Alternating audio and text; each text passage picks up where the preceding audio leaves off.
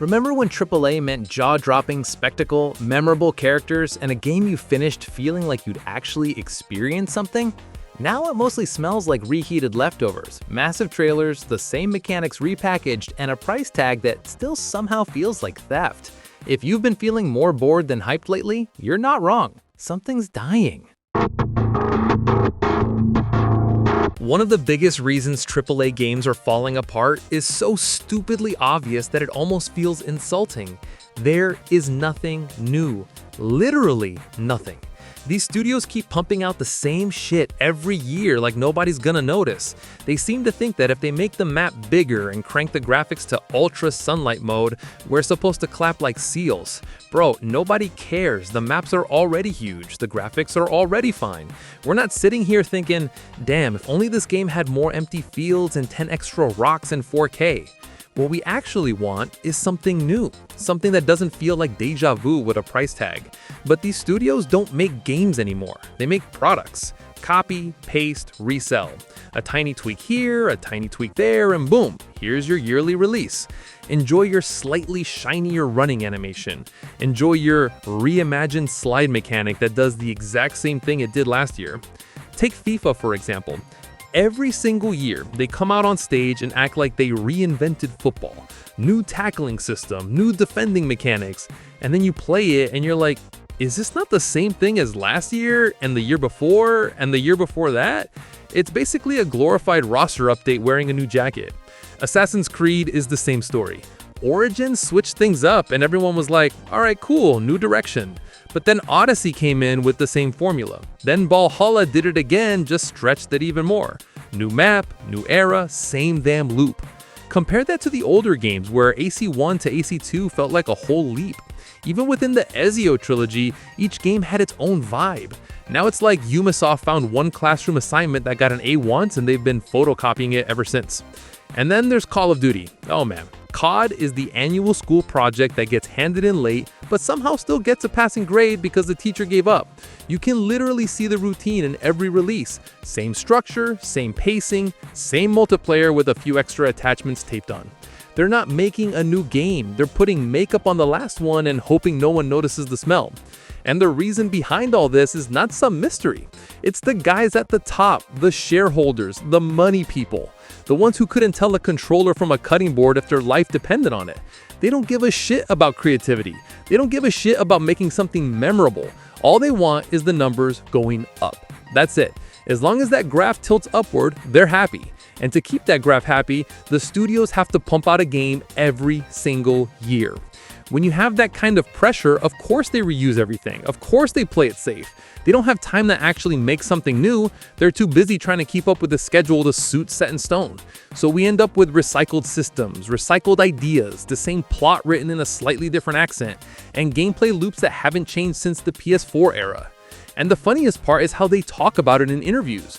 They'll be like, players asked for bigger worlds, more features, more content. No, we didn't. Nobody asked for a gigantic open world filled with copy-paste outposts every 10 steps. Nobody asked for 400 hours of filler. Nobody asked for a 50 side quests about collecting herbs for some NPC who can't even animate properly. And don't even flip the page to story missions. Some of them are so badly written that you genuinely start wondering if the intern who dropped out after 2 weeks was the head writer. It feels like they sat in a room, threw random ideas at a dartboard, shrugged, and shipped it. AAA studios are stuck in this loop of good enough. And the games feel exactly like that. Good enough to ship, good enough to sell, good enough to last until the next recycled release. Another big reason for the downfall of AAA games is that every single game is trying to be a live service game because that brings in the most amount of money. They might not know how to create a good game, but they will create the best live service shit ever. They think live service means releasing a broken-ass game which may or may not work, and then fixing the issues as an update later. Just make sure the payment stuff works as intended. Multiplayer games, I understand. Free-to-play games actually need to be live service. But why the hell are some single-player games coming out as live service? Look at Anthem, for example. Remember that game? No one does because it was so bad they had to close the servers and shut down the whole thing. It was promised to be some Iron Man-looking flying fantasy where the possibilities were endless. What we got was a piece of shit served with a side of garbage. Same for Concord. Same for Marvel Avengers. And the funniest part is when you look at Marvel Rivals and see the potential Marvel games actually have if someone competent makes them. And that's one of the few live service games out there that's actually good. Now here's where the stupidity really kicks in. The moment a studio decides, yeah, let's make this live service, everything else gets downgraded instantly. The story gets chopped into weird chunks because they want to save it for updates. The missions turn into the same recycled bullshit copy-pasted 50 times. The progression becomes this dragged-out grind designed to waste your time instead of entertain you. And the whole thing stops feeling like a game and starts feeling like an obligation. Daily login rewards, weekly checklists, seasonal chores. It's not content, it's a job application disguised as gameplay. And it completely destroys whatever potential the game had. Instead of releasing a full game, they release half of it and promise the rest later. Later never comes. Or when it does, it's some tiny patch that fixes spelling errors while the actual issues sit there rotting. They hype up content drops that are smaller than side quests in indie games. They drip feed shit so slowly you think they were rationing food in a bunker. AAA studios aren't even trying to make complete games anymore. They're trying to make platforms. They don't care about depth or pacing or a good story. They care about stretching one idea until it collapses. They care about engagement more than enjoyment. They care about locking basic features behind future updates instead of shipping them finished. And they care more about the shop being online than the actual gameplay working. This is what happens when every studio is infected with this live service obsession. Games stop being games. They become unfinished projects pretending to be long-term plans. They become battle passes with loading screens. They become empty worlds stretched out to hit some stupid retention statistic. And in the end, instead of giving us something memorable, we get products designed to waste time and squeeze money. I am not saying live service as a whole is bad. I think some of the games do a great job. I am saying when a game is designed to squeeze every penny out of it using live service as a model, that's when it starts to degrade. You know what's killing AAA games just as much as lazy formulas and live service brain rot? Their goddamn obsession with being cinematic. I swear, some of these studios act like they're making the next Avengers movie, not video games. Every trailer is a blockbuster, every cutscene is Oscar-worthy, and somewhere in between they forgot to actually make the gameplay good.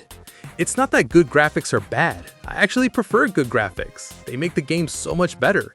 I would prefer a game with better graphics and slightly worse gameplay over worse graphics but better gameplay any day of the week. But the problem comes when these AAA studios focus 99% of their time in making the perfect looking game and the rest of the 1% is spent on marketing. The gameplay loop is an afterthought most of the time and feels like they make the mechanics a day before launch.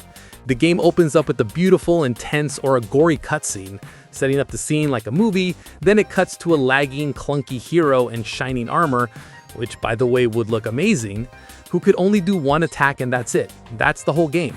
The game would feel laggy, the combat would look like it's from the NES era, and the story would feel like a child wrote it during its playtime hours. But hey, at least those skin textures look amazing, am I right?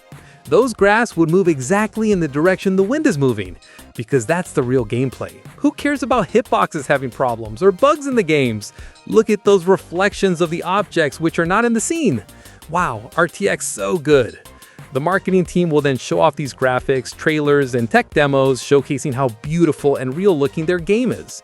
But they will not show you actual gameplay footage till they are almost ready to launch.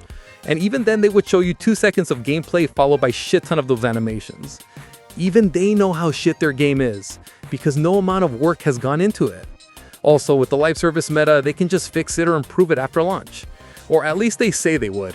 Take a look at Megabonk. That game looks like it was drawn on MS Paint, but is one of the best games I have played this year. Way better than any AAA games by a mile. It was created by a single developer who wanted to make something fun rather than make a movie and call it a game because a player can do 1 or 2 actions. Don't get me wrong, there are tons of games where good graphics do not compromise gameplay. Death Stranding 2 is a good example. They have amazing real-looking graphics while still keeping the gameplay loop fun. But that again ties into my first point. Kojima Studios does not make the same game year after year, so they can afford to spend time and money on graphics, because they spend equally, if not more, on gameplay as well. With a yearly schedule like Call of Duty or others, there has to be a trade-off, either look good or play good.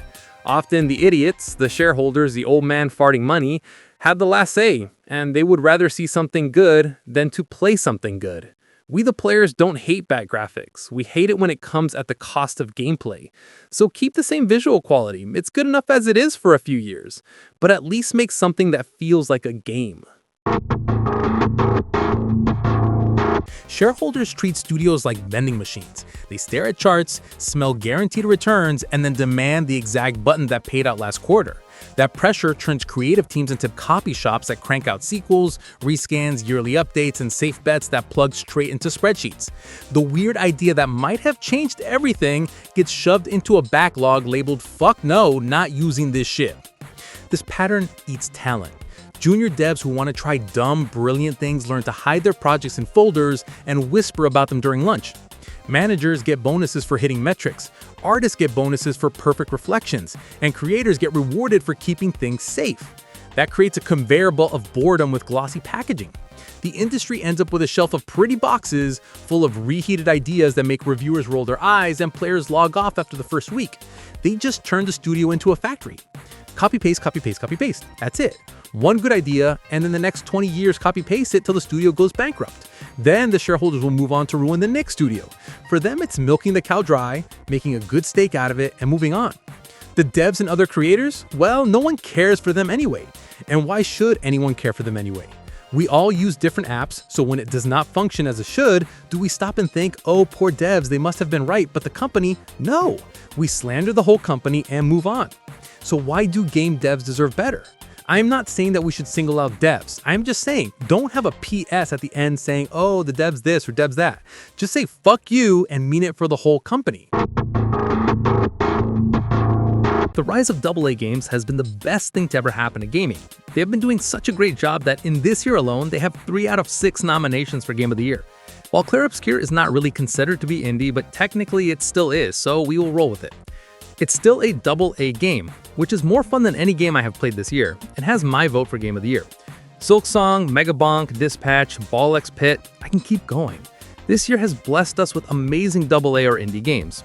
But why does a lower budget and less devs make better games? Well, it does not actually. Big studios like From Software still make amazing games. But the moment you let non-gamers or people who have no idea what a game is or can't tell the difference between Sudoku and Snakes and Ladders, that's when everything crumbles. These AA games I mentioned, none of them have jaw-dropping graphics, none of them has a map that is bigger than the city you live in, but what they do have is everything else that matters. Gameplay is addictive, fun, and challenging. You don't have to pay thousands in order to go to the next level. In fact, none of them have any microtransactions. I also noticed these games have one thing in common. They capitalize on the idea that big number, big like. Megabonk has hordes of enemies which feel so satisfying once you get leveled up and one-shot them all. Clair Obscur can have attacks which can one-shot any boss. Ball X Pit can have combos which can eliminate all those blocks within seconds. All these games trigger something that makes it so addicting. Imagine a game like Megabonk coming to Ubisoft. An intern pitching the idea, let's ditch the graphics and focus more on the gameplay. It would be rejected faster than NA leaving an international event in League of Legends. But I do see some good trends emerging. Battlefield 6 is a game that broke the chain of stuffing loads of microtransactions into a multiplayer shooter game. Finally, someone realized that we don't need Nicki Minaj killing Snoop Dogg in a war zone. Even Arc Raiders, an extraction shooter game, focus more on gameplay and making the game fun. Where Wins Meet is another great example of a live service game done right. At least for now, there is no pay-to-win services for the game. Yeah, you can buy a $50,000 boat. Yeah, you heard that right. Not $50, $500, or $5,000, but a $50,000 boat. But it's mainly cosmetic and a way to flex your money. Hopefully these AAA or quadruple A studios, as they like to call it, learn to actually make games rather than perfect a worn-out formula that nobody gives a shit about anymore.